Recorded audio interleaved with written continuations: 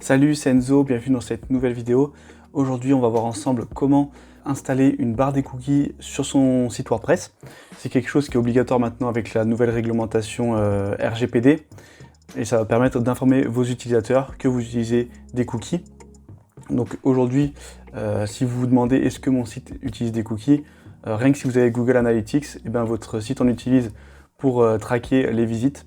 Donc voilà, quasiment tous les sites en utilisent et donc c'est important d'installer cette barre de notification. Pour cela, on va se retrouver sur mon ordinateur et on va ajouter une extension. Vous allez taper Cookie Notice et on va prendre cette extension, donc Cookie Notice for GDPR.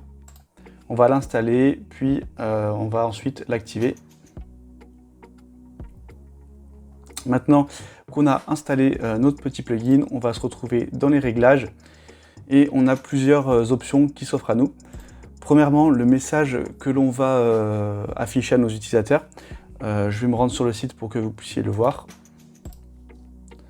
Voilà, maintenant qu'on a installé notre plugin, on a cette petite barre qui s'affiche automatiquement. Donc cette phrase, vous pouvez la modifier, mettre quelque chose d'un peu plus personnalisé en fonction de votre site pour que ça fasse plus professionnel, ou vous pouvez laisser le message par défaut, c'est à vous de voir. Et là, on a le texte du bouton, donc ici, qui est par défaut OK. Mais ce qu'il va falloir faire pour être vraiment, pour être conforme au RGPD, c'est d'activer une option pour donner la possibilité à l'utilisateur de refuser les cookies. Donc on va cocher cette case. Et donc là, par exemple, on peut marquer accepter et dans cette case refuser. Après, bien sûr, vous pouvez mettre en forme, comme tous les sites le font, mettre en forme le bouton accepter pour qu'il ressorte et le bouton refuser pour que ça soit un peu plus masqué. Et là, on peut activer un lien vers la politique de confidentialité, donc faire un lien directement vers la page. Bon, moi, j'ai pas créé la page sur ce site, mais je vais le faire juste pour vous montrer l'exemple. Ici, on n'a pas besoin de forcément y toucher toutes ces options.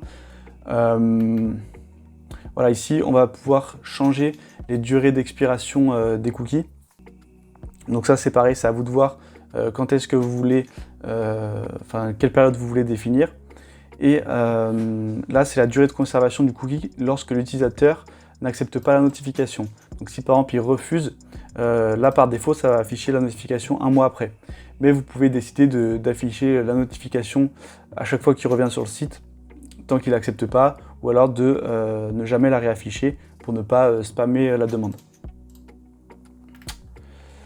Ensuite, on a une barrière Corona, bon ça, pas besoin de le voir. Et là, ça va être tout ce qui concerne l'apparence de la barre. Je vais enregistrer les modifications pour qu'on voit l'apparence de base. Voilà, donc on a accepté, refusé et le bouton politique de confidentialité.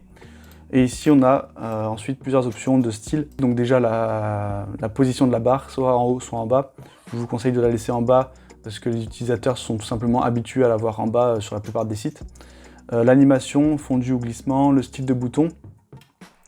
Et ensuite, la couleur du texte et la couleur de la barre.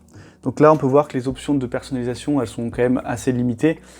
Si vous voulez aller un peu plus loin, par exemple, mettre un fond coloré pour le bouton accepter et mettre le bouton refuser en grisé, va falloir utiliser du CSS.